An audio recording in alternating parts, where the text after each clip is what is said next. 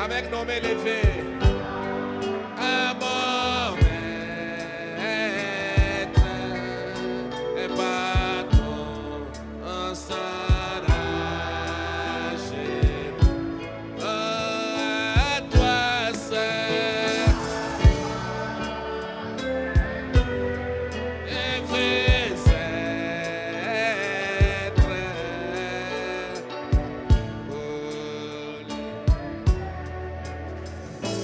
Jésus accepte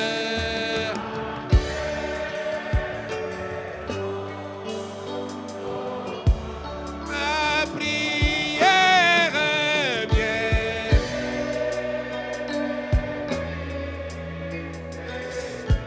Oh Fils de Dieu, et sur moi descends. Descends de là, avec Dieu, Jésus accepte.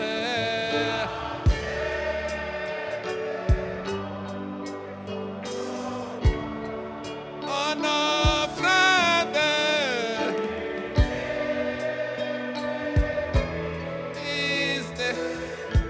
oh Fils de Dieu.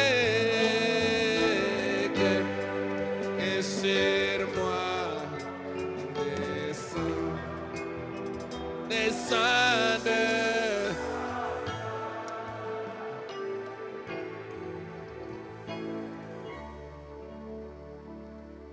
Nous allons inviter les frères Giresse pour la prière. De venir offrir la prière.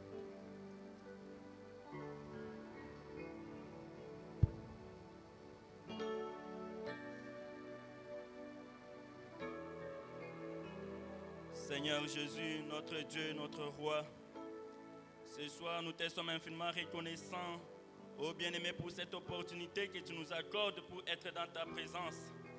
Seigneur bien-aimé, nous sentons qu'en ce lieu, Seigneur, il y a le rafraîchissement du Saint-Esprit, Seigneur. Voilà pourquoi, Seigneur bien-aimé, Père et Céleste, nous sommes venus dans ta présence ce soir, Seigneur bien-aimé, pour pouvoir te parler, Seigneur Jésus. Nous sommes venus dans ta présence ce soir, bien-aimé, pour pouvoir tenir une conférence avec toi, Seigneur Jésus. Nous sommes venus dans ta présence, Seigneur Jésus, puisque nous croyons que tu es celui qui répond aux prières. Nous sommes venus dans ta présence, Seigneur, puisque nous croyons, éternel bien-aimé Père et Céleste, dans ta présence, éternel bien-aimé Père et Céleste, tout problème est résolu, Père. Éternel Jésus, notre Dieu et notre Roi, alors que nous sentons déjà ta présence en ce lieu, nous croyons que tu es au milieu de nous, puisque ton saint prophète nous a dit que tu es le premier à répondre au rendez-vous. Seigneur Jésus, comme tu es déjà au milieu de nous, nous voulons nous abandonner à toi, Seigneur Jésus, afin que tu puisses nous transporter dans les lieux célestes en Jésus-Christ. Et que ce soir, éternel bien-aimé, dans ta présence, éternel bien-aimé, que tout celui qui est venu avec un problème, tout celui qui soit venu avec une requête, Seigneur bien-aimé, qu'il puisse trouver la solution, Seigneur, dans la prière. Notre Dieu et notre Roi, en tant que des hommes, nous ne savions même pas ce que nous pouvions adresser en prière. Nous prions que toi, le Saint-Esprit qui est dans nos cœurs, par les désirs inexprimables, que tu puisses intercéder pour nous, Seigneur, et que tu puisses toucher aux problèmes qui nous dérangent trop, et que tu nous puisses nous accorder la solution. Notre Dieu et notre Roi, nous recommandons éternel la réunion entre tes saintes mains. Nous savions que le diable n'aime pas des moments pareils, puisqu'il sait que notre force c'est la prière. Il sait que la prière c'est ça la force du croyant. Il peut venir ici pour déranger, Seigneur, la réunion. Mais nous croyons que toi tu es plus fort que l'ennemi qui est le diable. Seigneur bien-aimé Père et Céleste, si tu peux chasser le diable, réduire de ces démons, Seigneur. C'est pourquoi par la puissance du Saint-Esprit, nous chassons tout esprit qui ne confesse pas le nom de Jésus-Christ. Nous prions que ton Saint-Esprit en toi puisse régner ici comme chef et que tu puisses nous conduire en toutes choses. Nous recommandons notre berger entre tes saintes mains, Seigneur, pendant qu'il va pouvoir, éternel Jésus, nous parler, que toi tu puisses te saisir de lui, Seigneur, afin que nous puissions avoir quelque chose que nous pouvions dire dans la prière, Seigneur, ce soir. Nous nous remettons ainsi à toi, du début jusqu'à la fin, pour la gloire de ton Saint-Nom, au nom puissant de notre Sauveur Seigneur Jésus-Christ. Nous avons ainsi prié, nous disons Amen.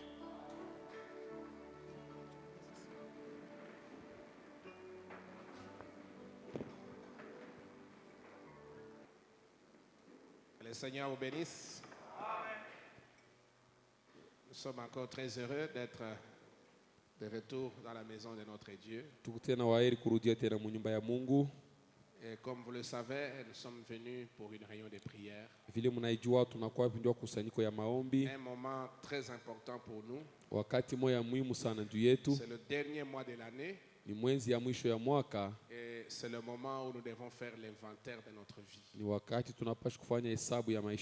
Frère Branham dit dans le même message que nous sommes en train d'étudier, nous devons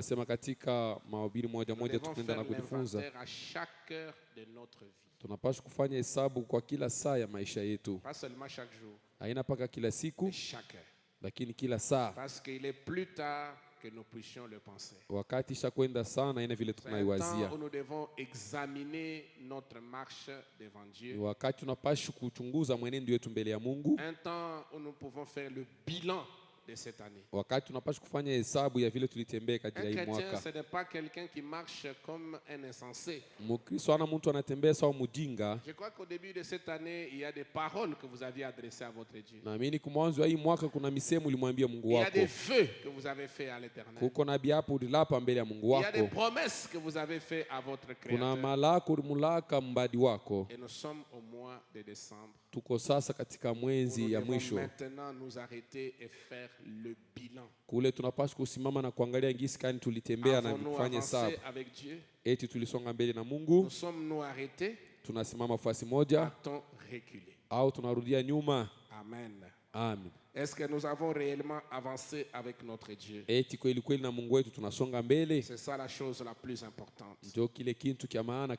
Les temps sont très avancés. Quand nous voyons ce que le prophète dit,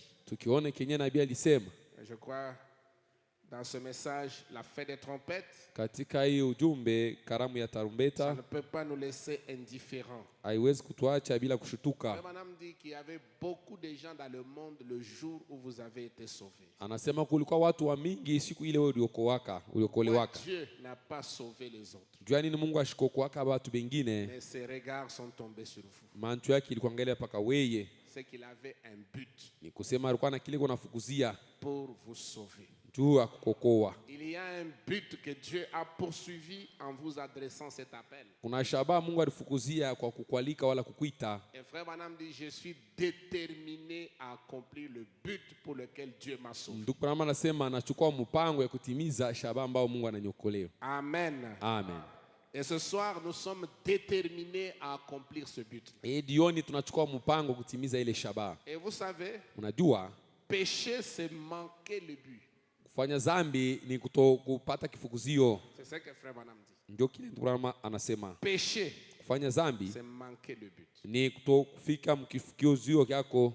Alors Dieu veut que vous ne manquiez pas le but. Mungu ashipende mushinde kueneza kinyari mitumikia hapa. Atteindre le but pour lequel il vous a sauvé. Mutimize kinyeo kisababu yenyewe alimyokoa. Il y avait beaucoup de sœurs, kulikuwa wadada wa mingi, femmes dans le monde. Hao wanawake mdunia le jour où Dieu t'a sauvé. Siku ile Mungu alikokoa. Il y avait beaucoup de gens, des hommes dans le monde. Kulikuwa watu bamingi mdunia. Le jour où Dieu vous a sauvé. Siku ile Mungu alikokoa. Il a touché votre âme. Aligusa nafsi yako par la parole. Kupitia neno. Il vous a conduit à l'autel. Anakupeleka kwa madhabahu. Il vous a donné la repentance. Anakupatia unatubu. Vous vous êtes repenti. Ukatubu. Et votre vie a changé. Maisha yako ikabadilika. Pourquoi Dieu a-t-il fait ça? Jua nini Mungu alifanya ile? Il y a une raison. Kuko sababu. Amen. Amen. Alors, nous allons nous tenir debout parce que le temps est très avancé. Tutasimama bwima ndio wakati shakwenda. Nous allons lire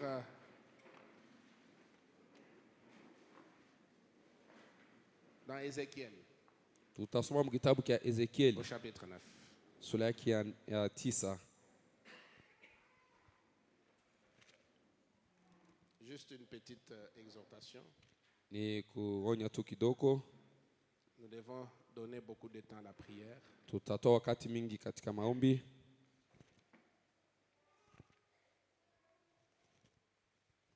Ézéchiel 9. Ezekieli 9.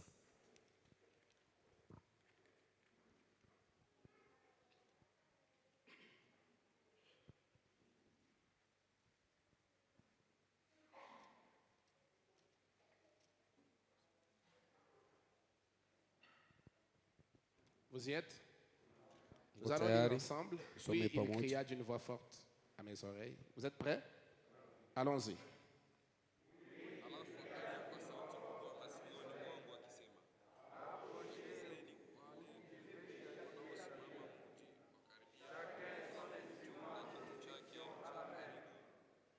Et voici 6 hommes arrivèrent par le chemin de la porte supérieure du côté du septentrion.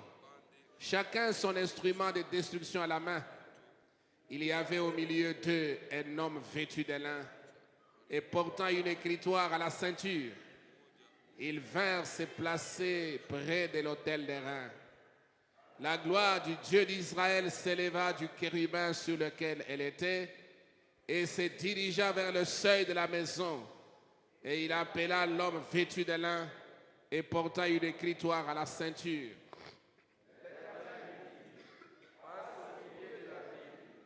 Au milieu de Jérusalem et fait une marque sur le front des hommes qui soupirent et qui gémissent à cause de toutes les abominations qui s'y commettent. Et à mes oreilles, il dit, passez après lui dans la ville et frappez.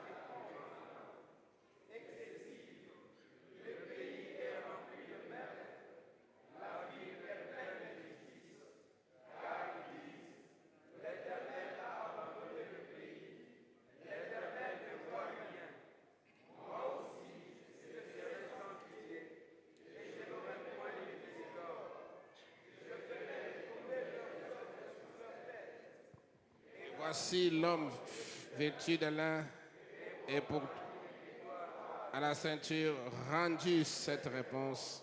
Je fais ce que tu m'as ordonné. Amen. Amen. Vous pouvez vous asseoir. Unaweza kuketi.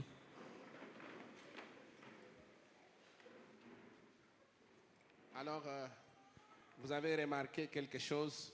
Unaona mkintu moya hivi. Il y avait des hommes Kulikuwa batu qui étaient prêts pour détruire la ville. Balikuwa tayari njoo kubomoa mudi.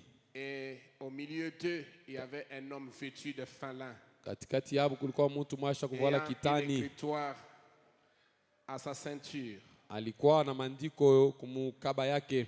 Et Dieu, et la voix a dit, laissez l'homme vêtu de lin passer devant pour marquer le front ou le visage des hommes qui gémissent et qui soupirent à cause des abominations qui se font dans la vie. Sauti kasema mumwache muntu aliyevala kitani apite mbele ya muji na kwenda kutia alama pa uso ya batu bale biko nakuwa na kulia kwa ajili ya makufuru inayofanyika Yerusalema. Amen.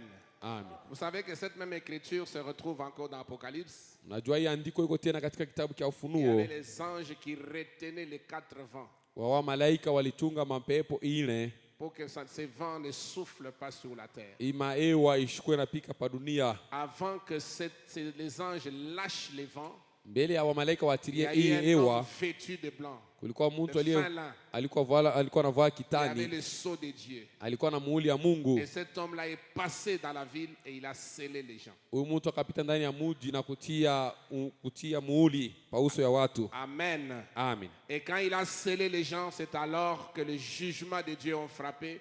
Et les gens qui avaient le sceau de Dieu sur eux, ils étaient épargnés. Wakati alitia alama pa uso ya watu ndio hukumu wa Mungu akapika. Sasa watu balikuwa na muhuri ya Mungu wakabaepusha. La fin des trompettes au paragraphe 106, Frère Branham dit ceci. Katika hii mahubiri 106 anasema hivi. Remarquez pendant que ce groupe-là chevauche, angalieni wakati hii kundi kuna tembea qu'il se prépare à écraser tous ceux qui n'est pas d'accord avec eux. Banajitayarisha kuzaza na kuwa hapa bote abakubaliane nabo. Il y a un autre groupe qui est préparé. Kuko nkundi ingine iko yenye kutayarishiwa. Un peu plus tard, Apocalypse 19.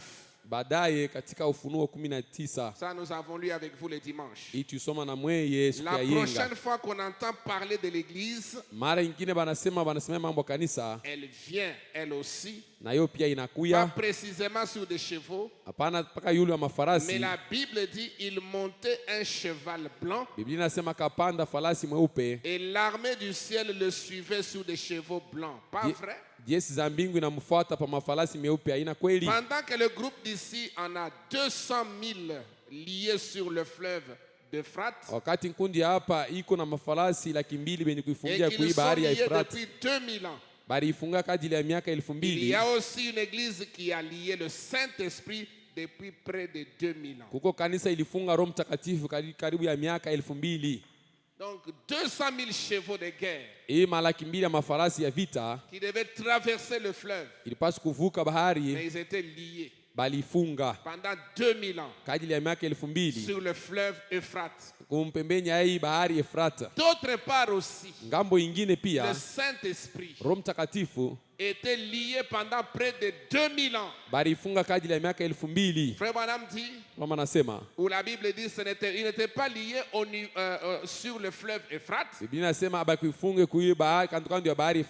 Mais eux, le Saint-Esprit est lié à la porte des credos.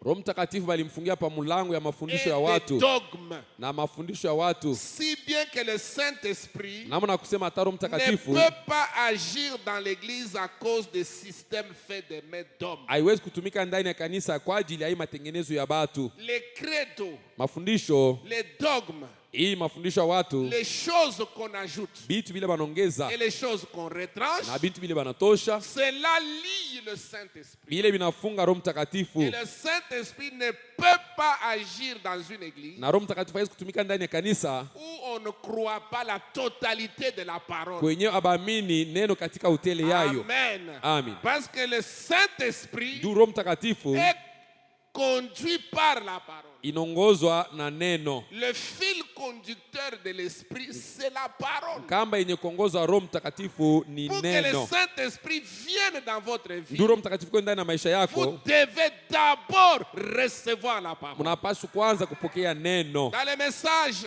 je crois, qu'est-ce que le Saint-Esprit? Katika mahubiri Roho Mtakatifu ni nini? Frère Branham dit, Bwana anasema Dieu donne le Saint-Esprit à ceux qui lui obéissent. Mungu anapatia Roho Mtakatifu kwa wale biko na mtii. Le Saint-Esprit Roho est Mtakatifu donné à ceux qui obéissent à la parole. banapatia paka wale biko na tii Si vous neno. ne croyez pas la parole, Kama waamini vous neno, rejetez une partie, unakatala vous kipande, acceptez une partie, unachukua kipande le kingine, Saint-Esprit ne viendra jamais. Roho Mtakatifu haitakuya. Parce qu'il est l'esprit de vérité. Yeye ni roho ya Et ukweli. quand il vient, Wakati anakuja, il vous conduit dans toute la vérité. Anakuongoza katika ukweli Et la wote. vérité, c'est la parole. Ukweli manake ni neno.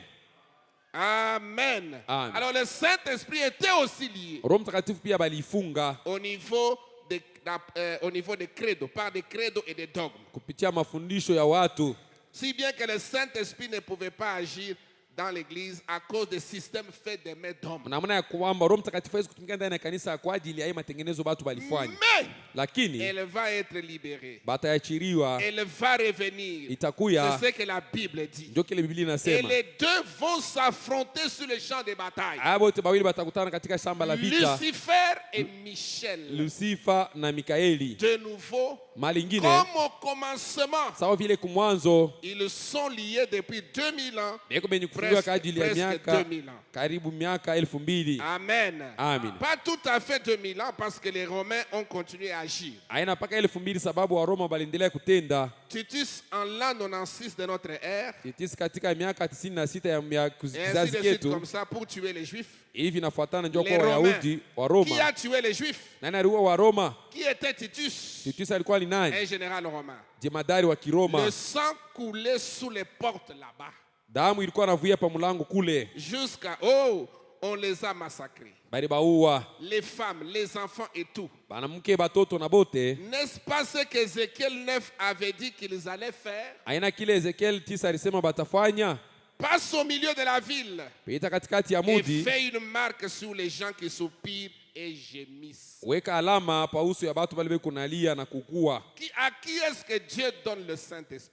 Nani mwenye Mungu anampa Roho À Mtakatifu? ceux qui soupirent et gémissent. Kwa bale beko na ukua na kulia. Aux âmes qui sont en travail. Manafsi ile iko katika kazi. Si votre âme travaille, Kama nafsi yako inatumika, gémit, soupire inaukua na kulia, pour vivre la parole de ndio Dieu. kuishi neno la Bwana. Voir la parole s'accomplir dans votre vie. Kuona neno inatimilika maisha La yako. Bible dit heureux celui qui a faim et soif de la justice, Biblia inasema heli mwenye kuwa na kiu na car hamu il ya sera haki rassasié. sababu ataziba. Le fait de désirer Hali tu ya kupenda la justice, haki tu, la parole, neno, la droiture, uwaki, de vivre la parole. kuishi neno. Frère Branham dit vous êtes déjà heureux. Ndio anasema ushakuwa mtu wa heri. C'est une bénédiction. Ile ni baraka. Quand on dit heureux, Bakisema wa c'est heri une béatitude. ni kusema ni baraka. Donc vous êtes déjà bénis Wewe ushakubarikiwa de désirer kwa kupenda la tu justice. uwaki wa Mungu. Amen. Amen. De désirer, Kupenda, de vivre la parole. kuishi neno. Même si tu commets des erreurs, Hata ukifanya makosa, Dieu ne regarde pas aux Mungu erreurs. asitangalia Dieu makosa hapana. regarde au désir. Anaangalia que vous kukile avez. Il unapenda, regarde à l'intention. anaangalia Il kinia uko regarde à nayo, la soif que vous avez. hamu ile uko La nayo, préoccupation qui est dans votre kile cœur. kinakushughulikia ndani ya moyo. Amen. Amen. Quand vous désirez vivre la parole Ukitamani kuishi et neno, que vous présentez des faiblesses, unaonesha udhaifu. c'est comme un enfant qui cherche à marcher Iko sawa mtoto anataka kutembea mais qui tombe. lakini On anaanguka, ne va pas le décourager. abasa amchokesha pa. Les parents vont l'encourager. Bazazi batamtia Non, moyo, fiston, relève-toi mtoto encore. wangu simama tena, Essaye encore une fois. jaribu tena kutembea. Amen. Amen. C'est ce que Dieu voit. Ndio kile Mungu anaona, Votre désir. anaona kile Est-ce que unapenda. vous désirez devenir la parole? Tunatamania kuwa neno. Parce que l'épouse du temps de la fin, Bibi harusi wakati ya mwisho, c'est une épouse parole, yeye ni bibi harusi neno, sans tache, bila doa ni ride, au ni mikunjo rien de au nini semblable. ya kufanana. Parce qu'elle est l'os de ses os, Yeye ni mifupa ya mifupa chair yake, de sa chair, minofu ya minofu yake, esprit de son roho ya esprit, roho yake, parole de sa parole. Neno ya kutoka neno lake. C'est ça l'épouse au temps de Ndio la bibi fin. harusi wakati ya mwisho. Et tu peux avoir ces désirs là Unaweza kuwa na toi ile kupenda ndani ya moyo de wako devenir la parole. ya kuya tu neno. Ce que la parole dit, Kile neno inasema c'est ce que toi tu désires ndio être. kile unapenda ukuye Et vile. Dieu voit ces désirs en Mungu vous. anaona ile nitaama ndani Si vous yako. n'avez pas la capacité, Kama una na mawezaji, lui-même vous en donne. peke yake anakupatia ile mawezaji. Lui-même entrera en vous Ataingia ndani yako pour vivre sa parole. ndio apate kuishi neno Parce lake. qu'il a dit sans moi, Anasema bila mimi vous ne pouvez rien. hamwezi kufanya chochote. Amen. Amen. Le désir est très important. Kutamania kukwa Qu'est-ce que maana vous kabisa. désirez ce soir? Unatamani kwa nini? Quel a été toujours le désir le plus ardent de votre vie? Ni nia gani yenye kwa ndani ya moyo wako? C'est à cela que Dieu regarde. Ni njoo ile Mungu anaangalia. Amen, amen. Amen. Même quand vous venez ce soir pour la prière, Hata wakati tunakuwa magharibi njoo quel kuomba. est le désir qui est derrière votre prière? Huko napenda ako nini ndani ya maombi Est-ce yako? la volonté de Dieu? Eti ni mapendo ya Mungu? Est-ce la volonté de Hii Dieu? ni mapenzi ya Mungu? Est-ce la gloire de Dieu? Au ni utukufu ya Mungu? Est-ce votre gloire personnelle? Au ni utukufu yako binafsi? Dieu ne vient pas Mungu ashikuye honorer votre gloire waheshimu personnelle. utukufu yako ya muntu. Si Dieu veut vous bénir, Mungu akipende c'est kubariki, pour sa propre ni gloire. juu ya utukufu yake binafsi. Dieu veut trouver son intérêt Anapenda aone faida yake dans ce que vous êtes en train de mubile demander. huku nenda na kuomba. Amen. Amen. Alors il a dit, Anasema passe dans la ville pita ndani ya muti, et mets le sceau mutie alama sur les fronts pa uso de tous ceux qui soupirent ya aba bote beko na ukua et gémissent. na kulia. À cause de quoi? Kwa ajili ya nini? Des abominations Kwa ajili ya makufuru qui se commettent dans la vie. yenye inafanyika ndani ya muti. Il y a des mauvaises choses qui se passent dans la vie. Kuna vitu vibaya vinafanyika ndani ya muji Ceux qui regardent cela benye kuangalia bile et qui gémissent. na beko na ukua. Dis, mais Seigneur, jusqu'à quand Bwana, mpaka wakati vas-tu gani nous laisser dans cette condition? utatuacha katika hali Fais kama hiyo? quelque chose. Fanya kitu moya hivi. Seigneur, jusqu'à quand Bwana, mpaka wakati vas-tu gani me laisser dans cet état de choses? utanyacha katika hali ya hivi? Ma vie Maisha n'est yangu pas digne de l'évangile. haistahili Je ne Injili. supporte plus ces choses. Sivumilia hivi bintu. Est-ce que tu ne peux pas m'aider? Hawezi kunisaidia Est-ce que yako, tu ne peux pas me venir en aide? hawezi kuwa kunisaidia Mon yako. caractère Tabia yangu n'est pas conforme à la parole. hailingane na neno. Je jette un discrédit sur ta parole. Niko naleta uzalimu pa neno Ma lako. vie Maisha yangu est une pierre d'achoppement. hii ni ribo ya kikwazo tu. Je suis comme un rocher de scandale. Niko tu ni mwamba wa Au vikwazo. lieu que je puisse être une bénédiction pour mes frères. Pahali pa nikuwe baraka njoo banduku yangu, Au lieu que je sois une bénédiction pour ma soeur. pahali nikuwe baraka njoo ya dada Mais yangu, ma vie n'est pas correcte. maisha yangu haina Vous sawa. voyez quelqu'un qui soupire. Mutu anaugua, Quelqu'un qui gémit. mutu analialia, Quelqu'un dont l'âme est en mutu travail. nafsi yake iko natumika, Il travaille jour et nuit. anatumika busiku hadi mchana, Amen. Amen. En train de crier à Dieu. iko nalalamika kwa Mungu Que Dieu puisse le changer. ili Mungu Que amubadilishe, Dieu le transforme. Mungu amubadilishe. Amen, amen. Amina. Parce que ce message, Hii ujumbe il n'est pas prêché haibaihubiri pour faire plaisir aux gens. juu ya kupendeza watu, hapana. Dieu a un plan. Mungu yuko na mapa, Et il veut que tout le monde anapenda kila mtu se conforme au plan de Dieu. ajipange kufuatana na mapa ya Mungu. Dieu a une robe. Mungu yuko na Et kanzu, il veut donner cette robe à son anaipenda épouse. kumkaburia bibi harusi wake. Les dimensions sont standards. Munene buko wenye kueneana Que kila vous mtu, soyez gros ou mince, uwe mnene wala mkonde, vous devez tout faire utafanya pour yote convenir upate à kueleana la robe que Dieu a donnée. na kanzu Mungu Et la analeta. robe que Dieu a donnée, c'est Kanzu sa Mungu parole. analeta ni neno Nous lake. devons nous conformer à la Tunapaswa parole kufanana na neno pour que Dieu puisse nous agréer. ili Mungu apate tumpendeze. Amen. Amen. Passe au milieu de la ville Pita ndani ya mudi et fais une marque na utie alama sur les gens qui soupirent pa uso ya batu benye kugua et qui gémissent. na benye kulia. Amen. Amen. Pas sur les gens qui sont indifférents, Hapana bale baso kushutuka, les gens qui sont distraits, bale benye kulingama, les gens qui viennent ici pour d'autres motifs. banakuya hapa njoo bifukuzio bingine. Non, les gens qui soupirent Batu bale biko nugua, et gémissent biko na riadia à cause des abominations qui se font dans la vie. kwa ajili ya maofu na makufuri kunafanyika ndani ya mji. Il dit le Anasema Saint-Esprit Roho Mtakatifu et les autres, na bengine les hommes qui massacraient sont venus. batu baliua banakuya. Vous allez voir qu'ils sont venus après que l'homme vêtu de fin, de lin, soit passé. Munaona banakuya kisha huyu mtu mwenye kuvala kitani anapita. Et ces hommes, quand ils sont venus, ils avaient une instruction bien précise. Aba watu wakati balikuwa banapatia agizo benye kubambia waziwazi, Ne touche pas les gens qui ont le sceau de Dieu sur lui. Mushukuse bantu benikuwa na alama ya Mungu yulu yapo. Frère Branham dit que le sceau, Baba anasema alama c'est ça notre protection. ndio ile ulinzi wetu. C'est ça notre sécurité. Ndio ile makingo yetu. Et le sceau, qu'est-ce que c'est? Alama manake ni nini? Le baptême du Saint-Esprit. Ubatizo wa Roho Mtakatifu. Nous devons avoir le Saint-Esprit pour être à l'abri. Tunapaswa kuwa na Roho Mtakatifu ndio tuwe katika makimbilio du jugement de Dieu. ya hukumu ya Mungu. Des plaies Bionda qui frappent le monde aujourd'hui. mapiko yanapika dunia leo. La seule sécurité, Makingo moja tu c'est le Saint-Esprit. ni Roho Mtakatifu. Amen. Amen. Amen. Amen. Ils avaient été liés, retenus jusqu'à ce qu'ils sortent et qu'ils massacrent tous ceux qu'il y avait là-bas. Bali bafunga na kubacha wakati wanatoka banenda kuwa bale wote walikuwa kule. Des jeunes femmes, des femmes, des enfants, des bébés et tout le reste. Babiana, bakisiana, bamama na batoto badogo na yote nabakia. Ils ont été massacrés. Bali baua. Exactement. Sawa sawa. Et c'était sans pitié. Iko bila buluma. Vous savez, quand les jugements de Dieu frappent, wakati hukumu ya Mungu inapika, il n'y a pas de pitié. Hakuna tena buluma. Vous allez dire, mais Dieu, il est bon. Tasema Mungu seko mwema. Nous avons dit ça la fois passée. Tulisema siku kumkongo. Dieu est bon. Mungu eko mwema ni kweli. Il ne peut pas être bon sans être juste. Asiwezi kuwa wema bila kushinda uhaki. Et Dieu ne peut pas être juste asiwezi kuwa uhaki sans avoir une loi. Bila kuwa na kanuni. Et vous devez savoir que Dieu respecte lui-même sa propre loi. Mnapaswa kujua Mungu eko naheshimu kwanza makanuni yake.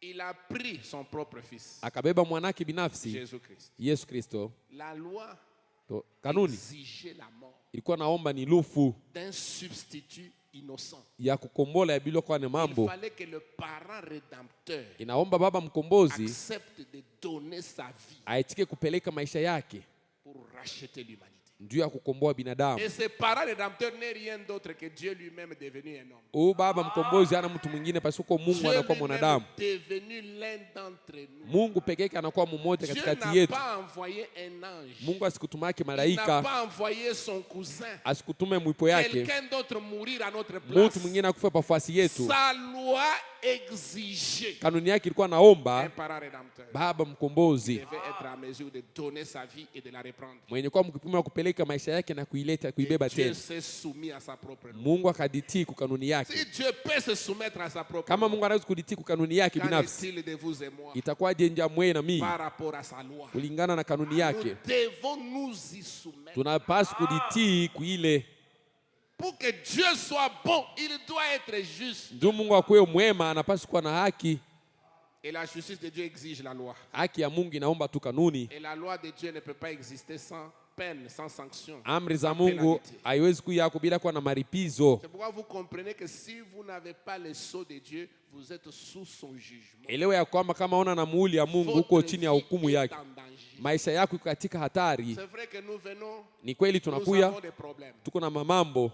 Des problèmes d'ordre matériel. Mambo ya bintu vya kuishi nayo. Nous avons besoin de l'argent. Nous avons tunahitaji makuta wala kazi. Mais laissez-moi vous dire. Acha niambie kweli. S'il y a une chose sur laquelle nous devons être sérieux. Kama kuna kitu tunapaswa kuwa na heshima yote. La question de notre salut. Ni mambo ya wokovu yetu.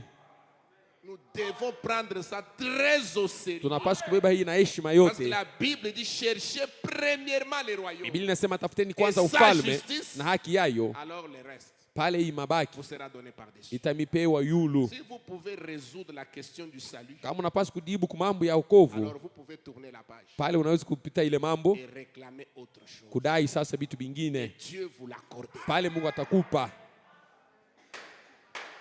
Amen.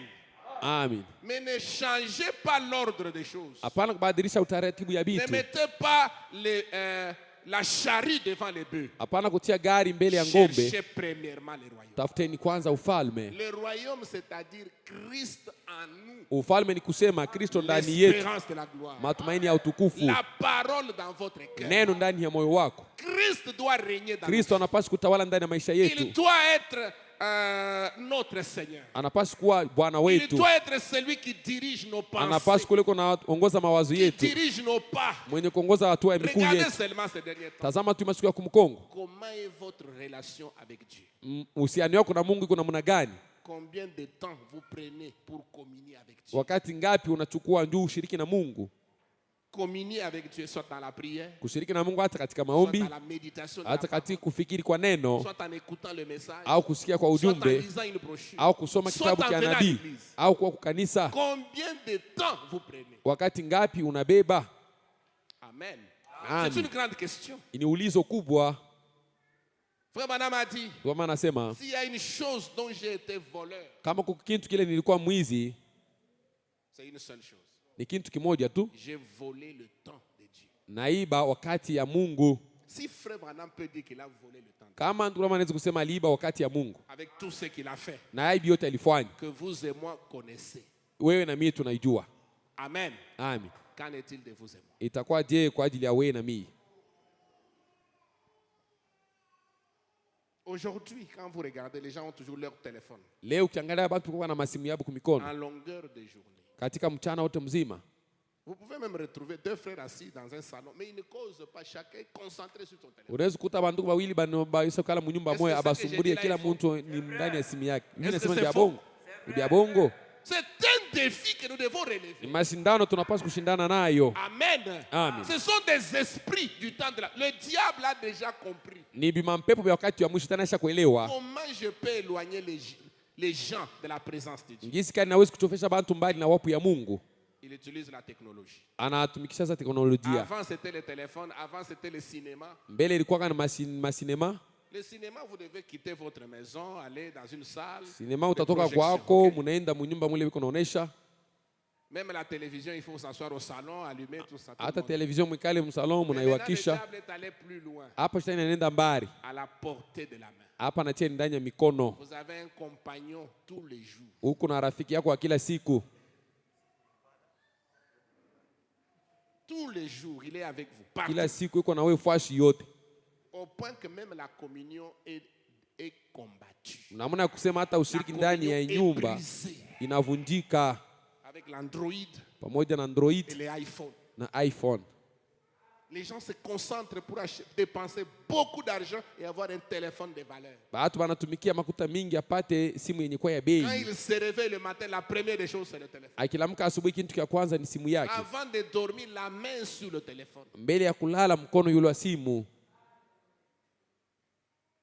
Alors que nous devrions nous réveiller, la première des choses c'est la Bible. Ijapokuwa tunapaswa tukilamuke kitu cha kwanza ni Biblia. Et la dernière chose avant de dormir c'est la Bible. Kitu cha mwisho mbele ya kulala ni Biblia. Et vous voyez le combat qui est là? Utaona vita ile iko hapo. Le téléphone et la parole. Simu na neno. Il faut que Dieu nous aide. Inaomba Mungu atusaidie. La seule chose qui nous donnera la victoire, kitu moja kitatupatia ushindi, c'est la parole. Ni neno. Frère Branham dit, ndugu Branham anasema, il dit que le diable, anasema ibilisi, les deux esprits, hii mapepo mbili, hii maro mbili itakuwa yenye kutofiana mmoja. Namna ya kufanya kama iliwezekana kutongoza hata wateule. Nabii anaongeza, utakuwa kitu kile Mungu atajibu kutayarisha njia ya bibi harusi, ili bibi harusi abashe mtongoze. Ni neno na Kristo juu ya kumuonesha wazi deux choses, bintu biwili, la parole neno et Christ. Na Kristo.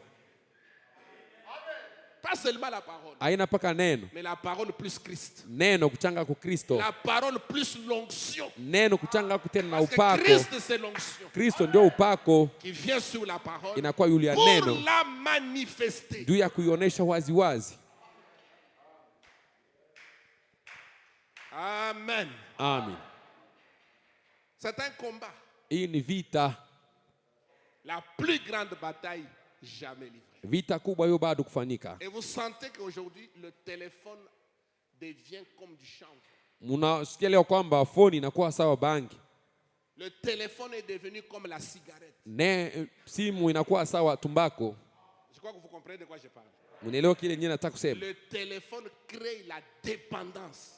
Phone inafanya mtu anaelekea na kitu kimoja hivi. Difficile de passer une journée sans téléphone. Leo ni biko nguvu upitishe mchana mzima bila kuwa na phone. Est-ce que ce que j'ai dit est faux? Hivi nasema ni bia bongo? Une journée sans téléphone, une semaine sans téléphone. Juma mzima bila kugusa simu.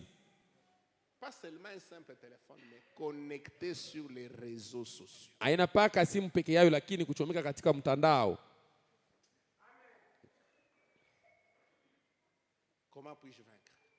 Mimi nitashinda je? Amen. Amen. Comment puis-je vaincre? Nitashinda je? Et vaincre, frère, madame dit, c'est garder la vie. Kushinda tunasema ni kuchunga uzima, kuchunga neno. Amen. Amen. Garder la vie en soi-même. Kuchunga uzima ndani yako. Mais le diable combat la vie que vous avez. Shetani anakombanisha uzima ile kunayo. Il veut vous amener à être rétrograde. Anapenda kupeleke upunguke na kurudia nyuma. C'est ce qui fait que beaucoup de gens aujourd'hui, même les heures de prière ont diminué. Ndio kenye kufanya hata watu bamingi hata masaa ya maombi inapunguka, pumuzi ya kuomba inapunguka. Et vous devez savoir que la force d'un croyant, unapaswa kujua nguvu ya mwaminifu c'est la prière. Ni maombi.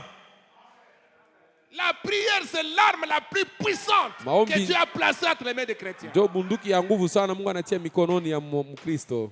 Parce que la prière change les choses. Maombi ndio iko nabadilisha La prière change même la pensée de maombi Dieu. inabadilisha hata mawazo ya Mungu. Amen. Amen.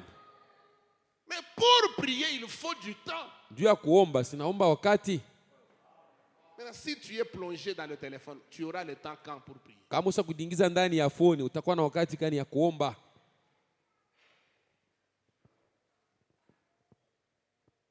Des fois, je peux me tenter quand je vais même sur la plateforme de Sion.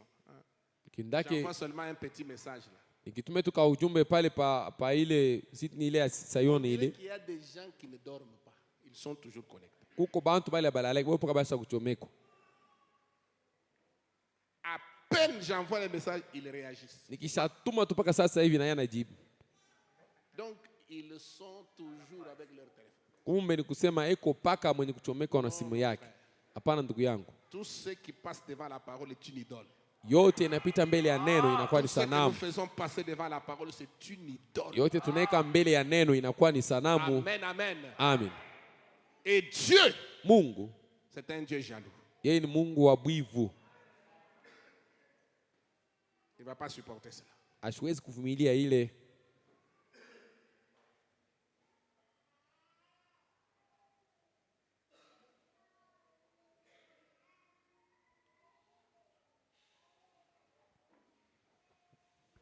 Passe sur la ville. Pita ndani ya mudi. Et appose le seau. Mutia alama pa mauso ya batu benye kukua. Et soupire. Na benye kulialia. À cause des abominations. Kwa ajili ya makufuru qui se commettent dans la vie. Yenye inafanyika ndani ya mudi. Combien de gens gémissent à cause du mal qui se passe dans la vie? Batu ngapi banaukua kwa ajili ya Bible inafanyika ndani ya mudi? Parce qu'un chrétien ne se réjouit pas de l'injustice. Mkristo hawezi kufurahiwa kwa kutokuwa na haki, kushinda haki. Quand il y a des meurtres dans la ville, comment vous réagissez? Kama kuna mauaji ndani ya mji, mwe mnajibia namna gani? Quand il y a des bandits qui défoncent la maison de quelqu'un, ils entrent, ils font des mauvaises choses. Comment réagissez-vous? Wajambazi wanaingia ndani ya nyumba, wanaua wala wanafanya vibaya, mwe mnajibia namna gani? Si l'esprit de Dieu est en vous, kama roho ya Mungu ni ndani yako, vous allez gémir. Utaugua, vous allez soupirer. Utalialia. Et vous allez réclamer que Dieu arrête cela. Utadai ya kwamba Mungu ashimamishe ile maneno. Amen. Amen. Oh, que Dieu nous aide, mes frères. Mungu atusaidie banduku yangu.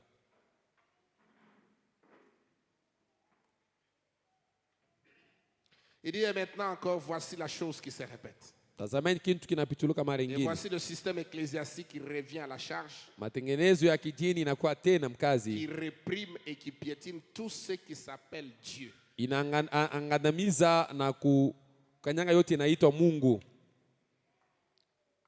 Oh, ils ont leur système, leurs organisations et leurs dénominations. Eko na matengenezo yabo na mazebu yabo. Mais ça n'a rien à voir avec la Bible. Hii haina na mambo kuongelea na Biblia. Ils vous diront tout de suite qu'ils n'y croient même pas. Batakwambia sasa hivi kusema baamini ndio Bwana. Dites ce que l'église dit. Sema mpaka kile kanisa inasema. C'est ça qu'ils vont vous dire. Ndio kile batamiambia. C'est ce que Dieu dit qui compte. Kile Mungu anasema ndio kile kinahesabiwa. C'est la parole. Ni neno. L'épouse s'en tient aux paroles. Bibi harusi anasimama mpaka pa neno. Ils sont un. beko kimoya. Comment peuvent-ils être un? Nitie batakuwa kimoya? Quand cette parole qui est écrite là kama vient en vous, yenye kuandika pale na kwa ndani yako, alors vous et la parole devenez un. Pale wewe na neno mnakuwa kimoya. C'est exactement ce qu'il a promis. Iko sawa sawa ndio kile nyari laka. Or ça devait être la plus grande préoccupation de chacun de nous. Hii ilipaswa kuwa ni shughuli kubwa ya kila mmoja wetu. Quelle préoccupation? Shughuli kubwa. Devenir la parole. Ya kuya neno. Seigneur, fais que moi et ta parole nous devenions un. Bwana fanya ya kwamba mimi na neno lako tunakuwa tukue kimoya. L'épouse qui sera enlevée. Bibi harusi yule atanyanyuliwa Aujourd'hui. Leo. Ça sera une épouse parole. Atakuwa bibi harusi neno. Qui croit chaque parole qui a été promise pour aujourd'hui. Mwenye kuamini kila neno bali laka njuu ya siku ya leo. Pas seulement qui croit. Haina pakola anaamini. Mais qui vit. Na ule anaishi chaque parole kila neno que Dieu a prononcé pour aujourd'hui. Ile Mungu alitamka njuu ya leo. Amen. Amen. Du temps de Noé, wakati ya Noa, il y avait une seule parole. Kulikuwa tu neno moja. Entrer dans l'arche. Ingie ndani ya safina. C'était tout.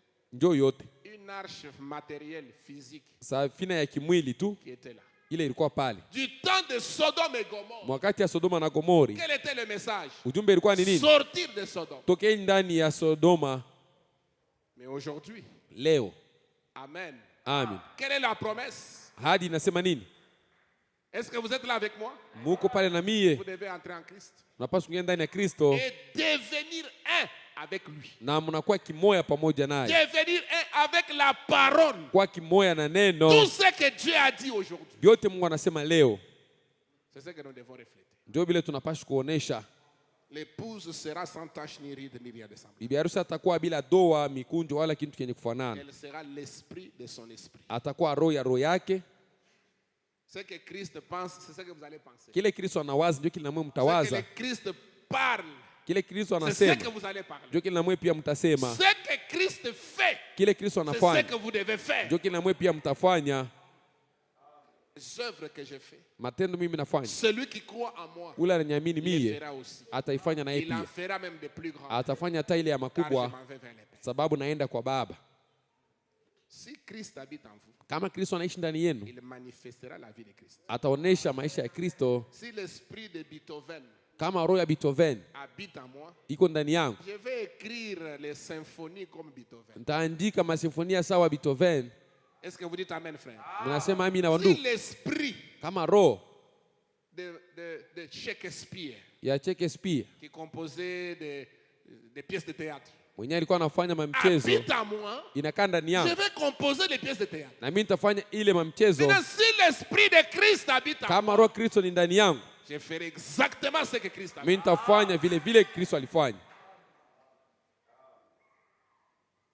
Frère, il est plus tard que nous le pensons. Ndugu, wakati sasa kwenda sana ile vile tunaiwazia. Kama kwa wakati tunapaswa kujitengesha ni sasa hivi. Tujitengesha namna gani? Kwa kufananisha maisha yetu pamoja na neno. Est-ce que notre vie est-elle digne de l'évangile? Maisha yetu inastahili kwa injili. Quand vous voyez des gens aujourd'hui, des frères, mkione banduku leo qui croient ce message, benye kuamini ujumbe, infidèles à leur vœu de mariage, haba banavunja kiapa kiapo kia ndoa, qui sortent avec d'autres sœurs, banatoka na badada bengine dans ce message. Ndani ya hii ujumbe, un frère marié, il brise les liens de mariage, il va sortir avec une autre femme. Ndugu asakoa anavunja kitanda kia ndoa kyake anaenda kutoka na mke mwingine. Bantu banasabu. Pourquoi la trompette a sonné? Juu ya nini tarumbeta inalia? Amen, amen. Amen. Le septième ange, malaika wa saba, sonné de la trompette. Anapika barakumu. Et ça nous a rassemblés. Inatukusanyisha. Mais pourquoi? Ni juu ya nini? C'est pour le départ. Ni sinjua kwenda.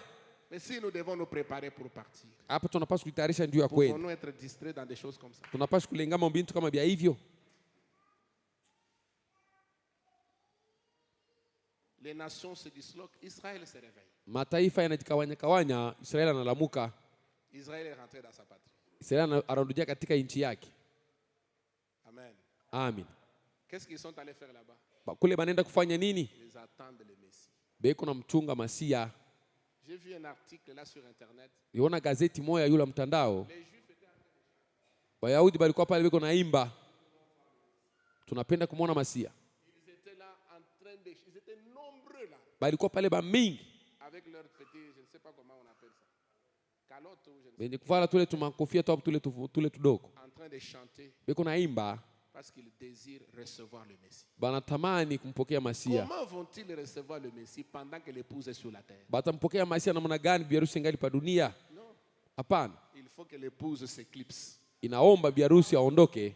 Quand Joseph s'est révélé à ses frères, wakati Yusufu alijifunua kwa banduku yake, son épouse et ses enfants étaient au palais. Mke wake na watoto walikuwa ndani ya chumba. Est-ce que vous dites amen, frère? Unasema mimi naondoka. Nous ne sommes pas les frères de Jésus. Si hatuna banduku yake ya Yesu, Nous sommes son épouse. si tuko biharusi wake. Nous sommes sa femme. Si tuko mke wake. Amen. Amen. Quand Joseph se révèle à ses frères, wakati Yusufu anajifunua kwa banduku ses yake, frères ce sont des juifs. banduku yake ni Bayahudi. Parce que Joseph était un juif. Yusufu alikuwa ni Myahudi.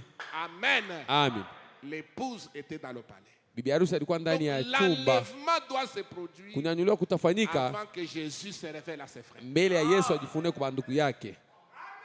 Donc il est plus tard que nous le pensons. Wakati sasa kwenda sana ene vile tunaiwazia. Si vous êtes tunaiwazia. simplement un membre d'église, kama ungali paka mwanamemba wa kanisa, c'est très dangereux pour vous. Iko ya hatari sana juu Parce que la yako. porte de la grâce peut se fermer n'importe quand. Mulango ya neema banaweza kuifunga wakati yote Et yote. aujourd'hui, si vous entendez ça, Leo ukisikia sauti yake, n'endurcissez pas votre. usifanye moyo wako kwa mkumu. Dieu n'a pas de petits enfants. Mungu ashikaleke na Il bankana. n'a pas de petits-fils. Asina na Il bankana. n'a pas de petites filles. Asina na bankana banamke. Dieu n'a que des fils Mungu et des kupaka na filles. batoto banaume na Et banamuke. si vous êtes un fils de Kama Dieu, wewe ni mwana wa vous Mungu, devez venir par le même chemin. unapaswa kuya munjia moya moya La nouvelle naissance. kuzalika mara ya pili. C'est un chemin obligatoire. Ni njia ile inakazishwa kwa nguvu. Et il n'y a pas de nouvelle naissance sans croix. Hakuna kuzalika mara ya pili bila msalaba. Sans le calvaire. Bila Vous Kalvari. devez passer par le calvaire. Unapaswa kupitia kwa Et Kalvari. qu'est-ce que le calvaire? Kalvari maana yake ni nini? C'est la mort en soi-même. Unakufa ndani yako. Mourir à vous-même. Kufa ndani À yako. vos pensées. Mawazo À yako, votre orgueil. kukiburi À vos kyako, prétentions. kujiwazia Et kwako. laisser Christ prendre la première place. Kuacha Kristo achukue nafasi ya kwanza. C'est le chemin, mes frères. Ni njia bandugu yangu. Amen. Amen. Ces choses, nous les prêchons. Hivi tunahubiri, Nous vous présentons ces choses. tunamionyesha hivi bintu C'est dans un seul but. ni kwa kufukuzia kitu kimoja. Réveillez votre attention.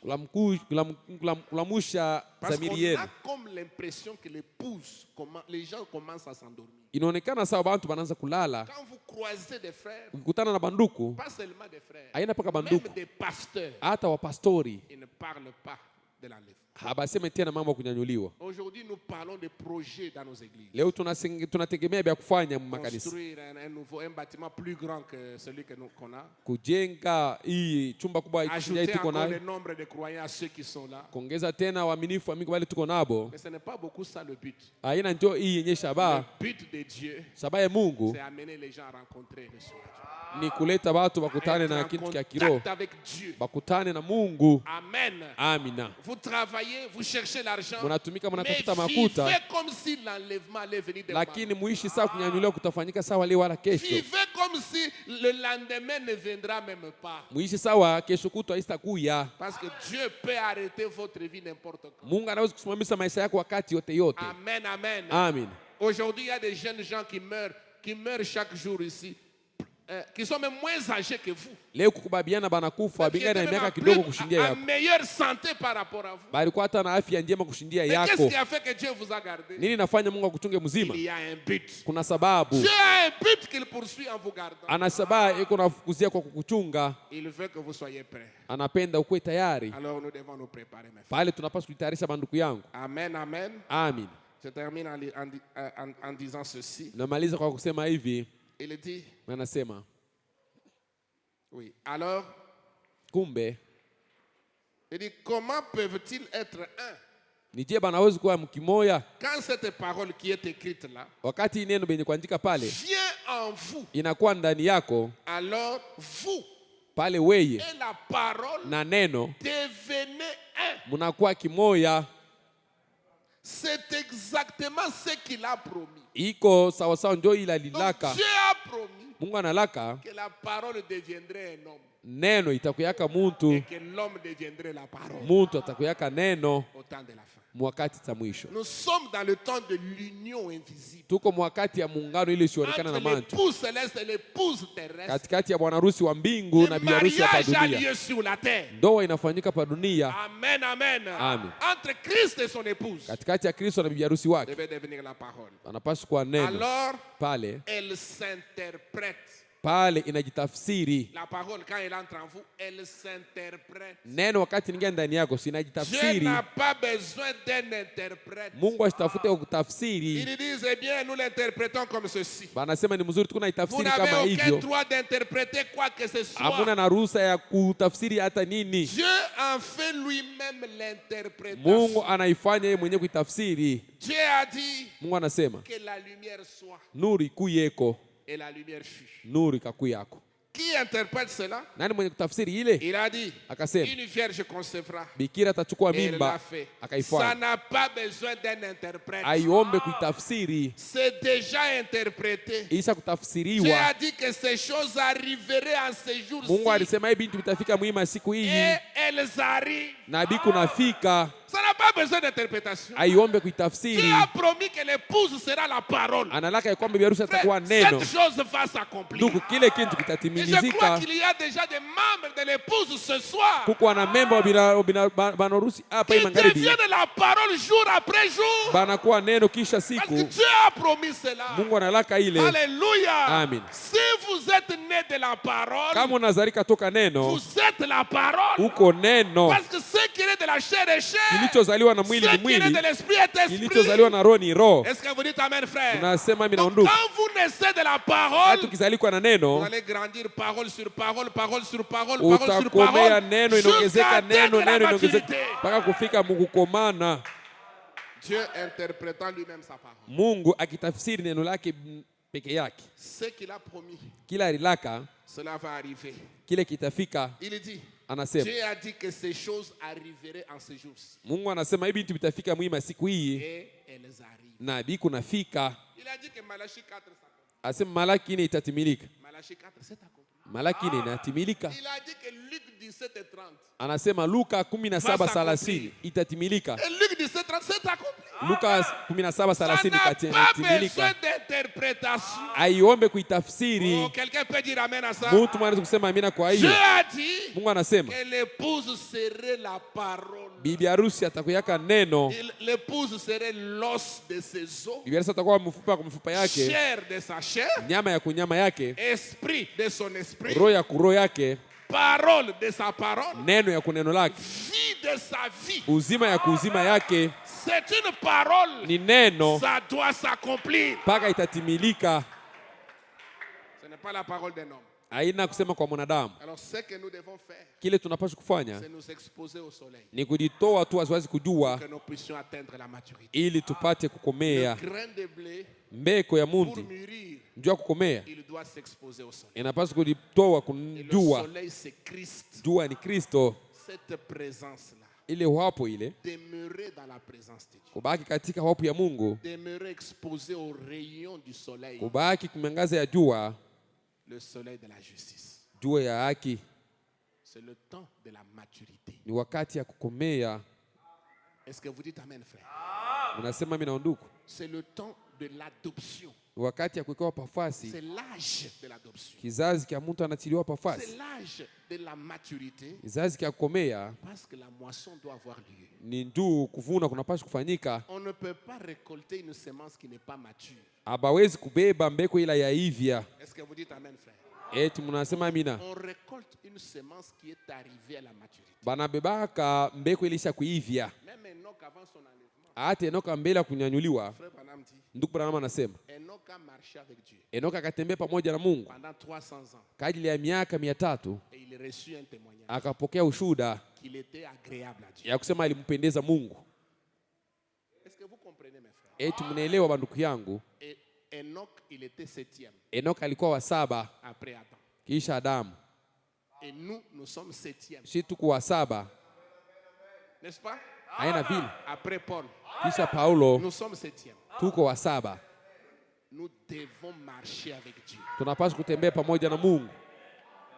avant notre enlèvement, mbele ya kunyanyuliwa kwetu, recevoir un témoignage. pokea ushuhuda. Écoutez, Musikie, ce n'est pas un problème de groupe. haina mambo ya kikundi ya watu, C'est une affaire personnelle. ni mambo ya mtu Une binafsi, affaire individuelle. mtu peke yake. Recevoir un témoignage. Kupata ushuhuda Que vous êtes agréable à ya Dieu. kwamba unampendeza Quand Mungu. vous recevez ce témoignage, Ukishapata ile ushuhuda, vous allez disparaître. utapotelelea.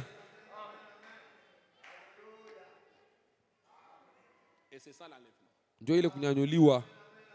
Vous marchez seulement comme ça. Unatembea tu pake hivi, Et paf, kwa ghafla vous changez en un clin d'œil. unabadilika kwa kufinya Vous dicho, êtes transformé. unabadilika. Mais qu'est-ce qui nous amène à cela? Nini inatupeleka kuile? C'est la parole. Ni neno. Parole ajoutée à la parole. Neno inaongeza kwa neno, Et la parole qui atteint la maturité. neno inaivya. Et Christ qui vient pour la manifester. Kristo anakuwa njoo kuionyesha wazi. Dieu lui-même accomplissant sa parole. Mungu peke yake anatimiza neno lake. Ce ne sera pas seulement un problème de sauter quand on prêche. Haina paka mambo ya kuluka wakati biko na ubiri. Hapana, Vous pouvez sauter quand on prêche, c'est très bien. unaweza kuluka wakati bana ubiri, ni mzuri. Mais laissez-vous devenir la parole. Sasa ujache wewe ukuye neno. Quand on vous regarde, Tukikuangalia tu, on regarde les messages, tunaangalia ujumbe, on sait pointer une citation. tunapaswa kushonta kwa andiko moja. Comme Paul disait, Sawa Paulo anasema, nous sommes des épîtres sisi kuna mabarua écrites yenye kuandika, et lues de tous les hommes. yenye kusoma kwa watu Nous wote. sommes le message Tuko ujumbe écrit. yenye La kuandika, parole parlée neno yenye est kunenwa rendue manifeste. inaonekana Et waziwazi. tout le monde peut nous regarder. Kila mtu anaweza kutuangalia. Ça, c'est ce que Frère Branham a dit. Asema hiki ndio ndio Ça, anasema. Frère Branham l'a dit dans tel message. Hiki unaona anasema muijumbe c'est fulani. juste ici. Ça, c'est Frère Branham. Hii ni ndugu Branham. Ça, le message, il est dit. Hiki ni ujumbe inakisema. C'est ça l'épouse Njoo ile bibi harusi qui sera enlevée. mwenye Et nous atanyanyuliwa. devons arriver là. Tunapaswa kufika kule, banduku yangu. Le message du 7e ange Ujumbe ya malaika wa saba vient pour nous faire sortir des traditions pentecôtistes inakuwa kututosha madesturi ya Kipentekote, et nous ramener à la véritable expiation. inatupeleka kuondolewa wa kweli Quelle wa est cette dhambi. véritable expiation? Ondolewa wa dhambi wa namna Christ. gani? Kristo Personnifié dans sa parole. Il fait aliyejifanya chair. anavala mwili ndani ya neno lake. C'est ça le travail de Malachie 4. Ndio kazi ya Malaki 4, Nous faire sortir des traditions pentecôtistes. kututosha katika madesturi ya Oh, j'ai Kipentekote. ça. Unasikia, Oh, j'ai sautillé. uniluka, Oh, j'ai crié, j'ai cassé la chaise. nilalamika na vunde bichi. Non, sortez de ça. Tokenye mubile, Nous devons revenir à la véritable expiation. tunapaswa kwa kuondolewa dhambi wa bya kweli. Christ, Kristo la parole, neno faites chair. yenye kuvala mwili, Faites chair en vous. inavala mwili ndani yako, Faites chair en moi. inavala mwili ndani yangu. C'est ça que Dieu vient prendre. Ndio kile Mungu ataka kubeba. Est-ce que vous dites Amen, frère? Munasema mimi na wandugu, C'est pour cela que nous venons à l'église. ni njoo ya ile tunakuwa kukanisa, C'est pour cela que nous venons pour prier. na ni njoo ya ile tunakuwa kuomba. Vous allez prier sur ok. Utaombea bi okay, Mais sawa. la plus grande requête, Hitaji kubwa ya maombi, Seigneur, Bwana, fais que je devienne un avec ta parole. fanya nikuwe kimoya na neno lako. Fais que je devienne moi-même la parole. Fanya ya kwamba peke yangu mimi nikuwe Que je neno, mange le rouleau. nikule kitabu. Amen. Amen. Et que je devienne la parole. Nipate kuwa neno. Si tu es déjà devenu la parole, Kama wewe ushakuwa neno, tes pensées seront la parole. mawazo yako itakuwa ni neno, Tes paroles seront la parole. misemo yako itakuwa ni neno, Ta vie sera la parole. maisha yako itakuwa ni neno, Même ta prière hata maombi sera yako la parole. itakuwa tu ni neno. Quand tu vas prier, Wakati utaomba, Dieu va exaucer ta Mungu atajibu kwa maombi Parce que yako. tu prieras selon la volonté parfaite de Dieu. Utaomba kulingana na mapenzi kamilifu ya Mungu. Nous allons nous tenir debout. Tutasimama bwima.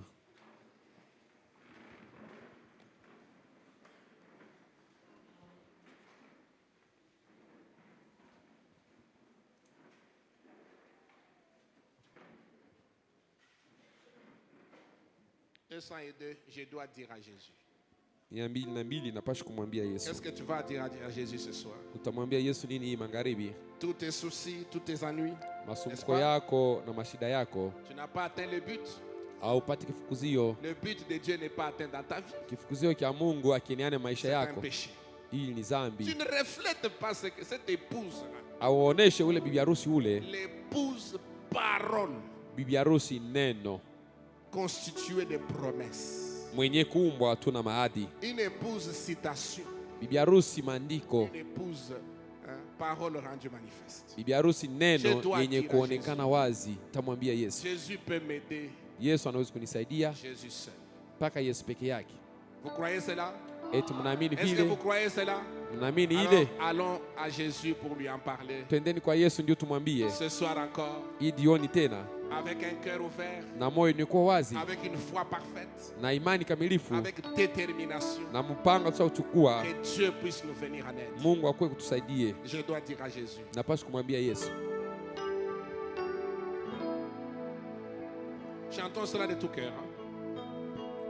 Je dois dire à Jésus et c'est mes soucis.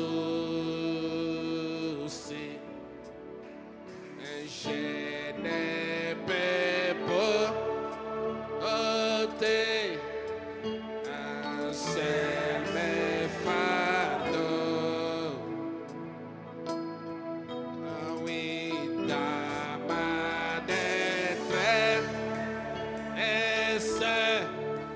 oui, il m'aidera bien. Toujours il m'aime, il prend soin des siens. Oh, alléluia.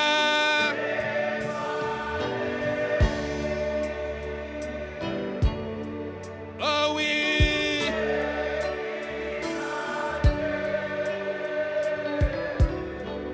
Et moi je ne peux pas. Alléluia.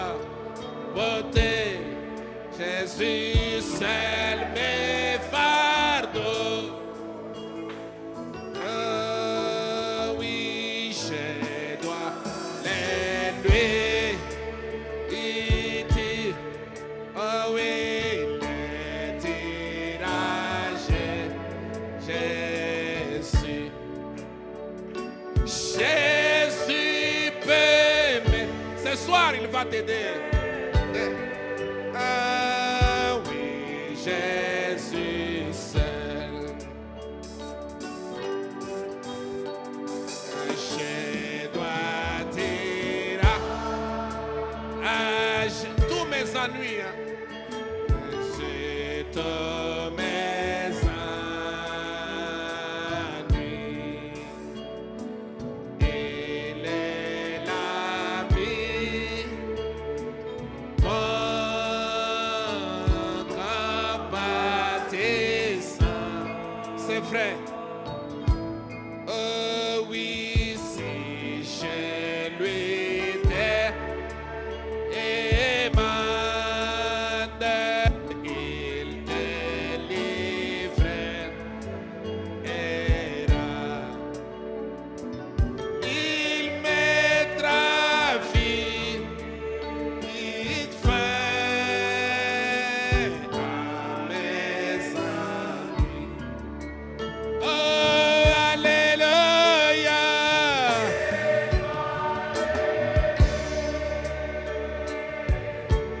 Oh oui. Ah,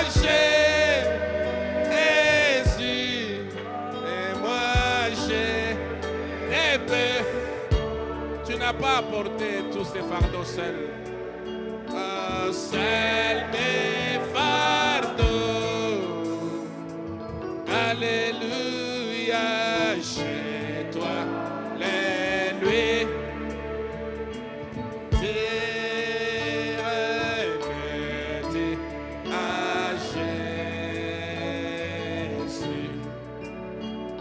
Jésus peut m'aider. Ah oui, Jésus seul. Tentez, éprouvez. Oh, tentez, éprouvez. Moi, j'ai fait un saut au vin qui peut m'aider à porter mon poids.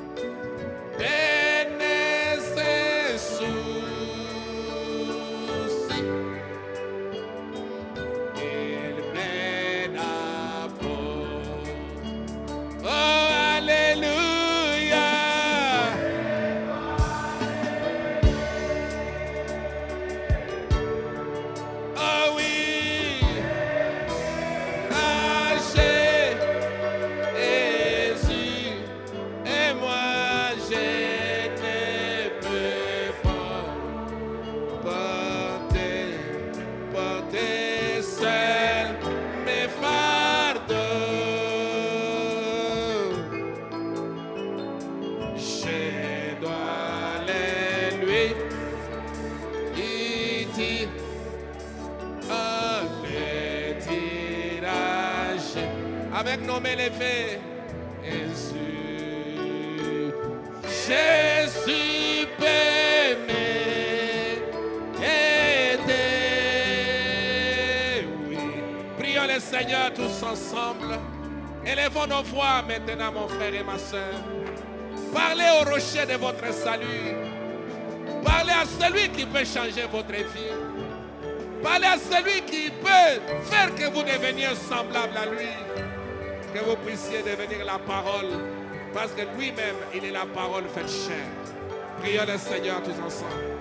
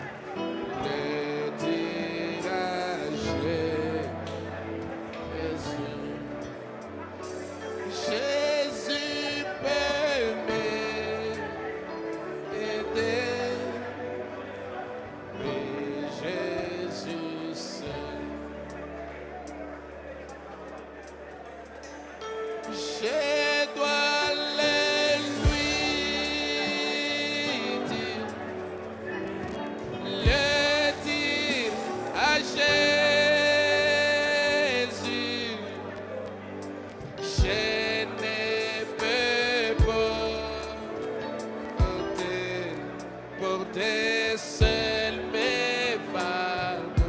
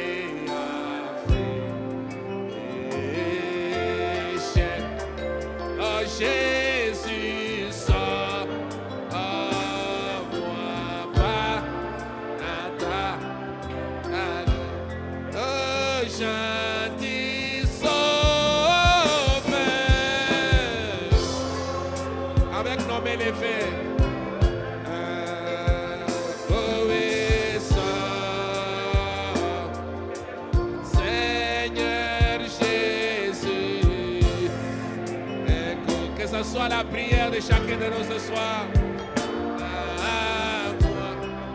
Oh, écoutez ma voix.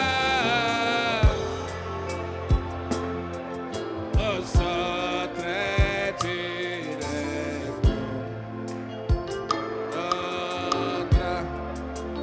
Jésus.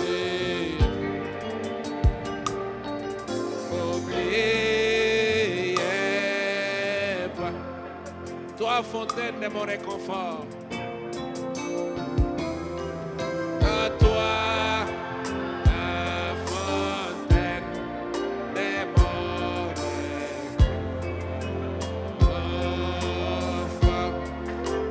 Plus que vie pour moi.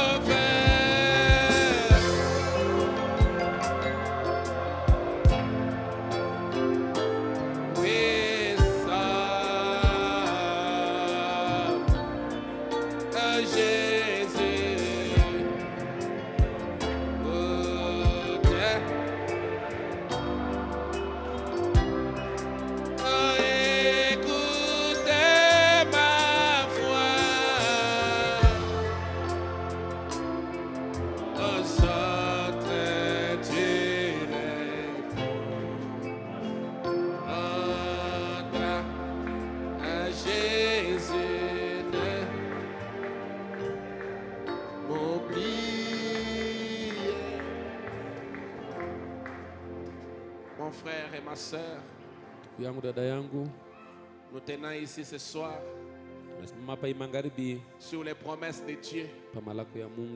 Et Dieu avait promis qu'au temps du soir, il y aura la lumière. Au temps du soir, au temps de la fin, il manifestera Malachie 4. Et le but de Malachie 4, c'est ramener le cœur des enfants vers les pères. Nous ramener à la foi originale de la Pentecôte. Cette foi qui était à l'origine. C'est là que Malachie 4 nous a ramenés. Là où les apôtres pouvaient prier. Et l'endroit où ils étaient pouvaient être secoués, pouvaient trembler. Et le Saint-Esprit descendait et les remplissait encore pour qu'ils puissent opérer des miracles, des signes. Nous croyons que ce Dieu-là est encore vivant. Et ce soir, étant réunis en ces lieux, il a promis d'être au milieu de nous. Et je crois que sa présence est ici. Parce que ce que nous croyons, c'est sa parole. Il a dit, là où 2 ou 3 sont réunis à mon nom, je serai au milieu d'eux. Et si 2 ou 3 s'accordent pour me demander quelque chose, c'est là où vous serez accordé. Nous sommes ici dans sa présence, ayant la foi qu'il exauce la prière, ayant la foi qu'il existe. La Bible dit, celui qui s'approche de Dieu, il doit croire que Dieu existe et qu'il est le rémunérateur de ceux qui le cherchent. Donc Dieu rémunère ceux qui le cherchent. Si vous cherchez sa face, Dieu va vous payer pour ça. Il va vous bénir. Il va exaucer votre prière. Le temps que vous avez mis ce soir pour venir dans sa présence, il a une récompense pour vous. Ce soir, vous n'allez pas repartir tel que vous étiez venu. Ce soir, vous n'allez pas rentrer avec vos fardeaux. Ce soir, croyez que vos problèmes sont résolus. Croyez que votre prière est exaucée. Croyez que votre maladie est partie. Croyez que votre difficulté est résolue. Merci Seigneur. Alléluia. Dieu notre Père céleste, nous tenons ici ce soir, nous sommes des croyants. Et tu nous as dit, celui qui s'approche de Dieu, il doit croire que Dieu existe et qu'il est le rémunérateur de ceux qui le cherchent. Et tu nous as dit encore, tout ce que vous demanderez en priant, croyez que vous l'avez reçu et vous le verrez s'accomplir. Seigneur, nous croyons que tout ce que nous t'avons demandé ce soir, nous l'avons reçu. Et nous allons voir la chose s'accomplir, Père. Oh, car tu es fidèle à ta parole. Tu tiens ta parole, Seigneur. Tu n'es pas un homme pour mentir, ni un fils de l'homme pour te repentir. Ce que tu as dit, tu es capable de l'accomplir. Viens maintenant, Seigneur. Oh, Dieu Tout-Puissant, soulagez tes enfants, exaucez leurs prières, brisez les chaînes de la servitude, libérez les filles de ceux qui étaient captifs, sauvez les perdus au milieu de nos pères, donnez le Saint-Esprit à ceux qui en avaient besoin, donnez la nouvelle naissance à celui qui en avait besoin, Père, parce que nous croyons que ce sont des promesses que toi tu nous as faites.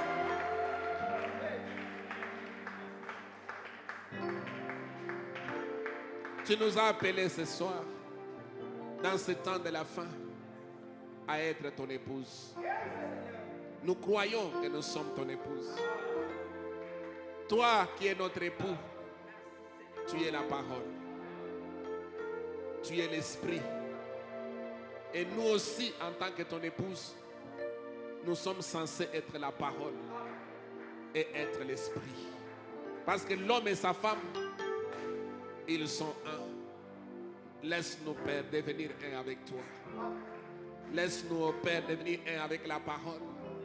C'est le plus grand désir de notre cœur.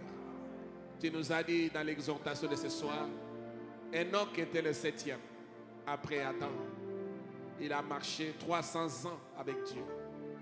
Et avant son enlèvement, il lui a un témoignage qu'il était agréable à Dieu. Il a marché jusqu'à ce qu'il a disparu.